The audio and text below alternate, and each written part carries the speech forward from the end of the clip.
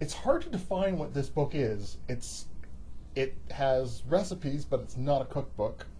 It has stories in it, but it's not a memoir. It has stuff about trains, but it's not a train book. So, what is it? I think Joe Beef is an exercise, perhaps, in. I think it's a story about Fred and I and what we do at the restaurant, and like, listen, our hobbies, our thoughts on wine, our thoughts on trains, our thoughts on fishing, our thoughts on where you should go in Montreal, our thoughts on tourism, it's kind of I don't know, greatest hits of the last 10 years. Our attention, we have pretty strong attention deficit disorder from working in the restaurant so many years, so we kind of want to write a book that would make us interested in it. I'm not interested in reading 135 recipes and 135 explanations of recipes. Following the course of the I like to read a few recipes, and then after that, read about Montreal history, then read about the history of Joe Beef, and read about a trip that we might have taken, and then read some clever anecdotes to recipes. Keep a chuckle going, and but really, what's a good recipe book is good for when you go cook something. And we just wanted to give more. When we come to the Joe Beef, we try to give you a lot more, than what just a dining experience.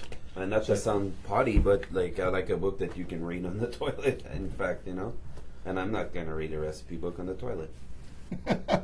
So when you go to Joe Beef, or when I go next time I'm in Montreal, what do I see? What makes it?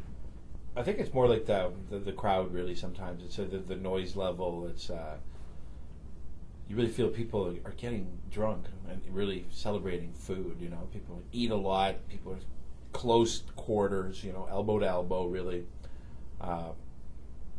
And somehow, if you're sober and you walk into Joe Beef, you'll soon realize that it's a bit claustrophobic in here, and you might want to have 2 stiff drinks to start off the evening. And so, with that being said and done, the party starts pretty quickly, and then oysters are celebratory food, appetizers, and then definitely big pieces of meat, or it's a lot of fun. The music is fairly loud. The restaurant's pretty dark. And then we have 3 different kind of atmospheres. We have the oyster bar atmosphere, we have the Joe Beef main dining room, and then there's a beautiful terrace with all the vegetable gardens in the back. So each one of those atmospheres is kind of a lot of fun. And the staff is happy. Yeah, the people that are there. Feels like a dinner party. Feels like being invited to one of your neighbors down the street's house. You'll see the cooks. If the busboys are super busy, the cooks will help reset the table. Or when we're in the weeds, the busboys will be plating salads or working there. The kitchen's kind of there too. You can kind of wander into the kitchen and look what's going on without being in anybody's way. That's not a show kitchen too. So it's no, small little kitchen, and people can look in, and it's no problem. Touch tomatoes in the garden. You're sitting next to giant Brussels sprout plants and cabbages and beans, and kids can wander around there and pick beans and eat them. And it also seems like a place that has, you guys had a vision of what you kind of wanted to have, but ever since then you've been making it up as you go along. Is that right? That's kind of it's like a ball of Velcro rolling down the hill of lint. Good one. No, that's it. It's like, hey, look what I found. Oh, and then my dad comes in and David finds a big canoe. We put it on the ceiling. Those oars. Oh, my dad finds an old pair of clamps to bring to load ice. And David puts it up, and we put up stuff, and it ends up looking like something. No, it doesn't. Always manage to avoid the. As long as it's true to the brand new old restaurant, Yeah, it has to be real objects to make it onto the wall or into the restaurant somehow. It's got to stay true to a simple touch of cottage. It's got to feel like Northern Quebec cottage or Eastern Township cottage or Muskoka cottage.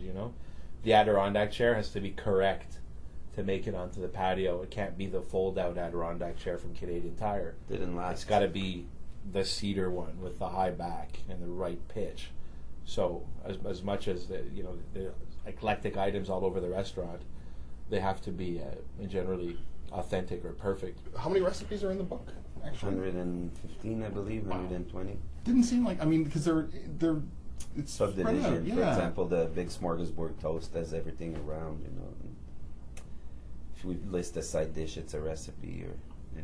The recipe in the book, I'll be honest, at a certain point it felt maybe like the necessary evil, that like the compromise we had to do to write a book, and that because actually people, that's what makes it a $40 cookbook as opposed to a $22 or a $7.99 coffee table book that goes on sale automatically.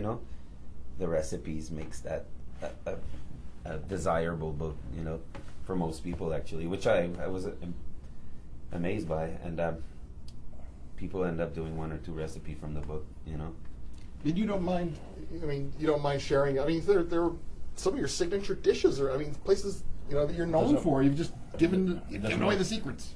Yeah, but it's just cooking that we do. It's not more complicated than that. So I know what you're saying, but he didn't invent steak with blue cheese on it and red wine sauce. Smorgasbord, we didn't invent that. There's nothing kind of invented. It's playfully French say borrowed. It's a tool de main. It's a craft. There's only one way to cut a piece of cedar. If you're cutting a piece of cedar that big, it's the cooking. It's the craft of cooking. Yeah. The book's a lot of fun, and I want to try some of the recipes. So, well done, guys. Thank you so much. The book is The Art of Living According to Joe Beef, a cookbook of sorts. I've been speaking with the 2 men who created Joe Beef, Frederic Morin and David McMillan, and authors along with Meredith Erickson, and The Art of Living According to Joe Beef, published by 10 Speed Press, distributed in Canada by Random House.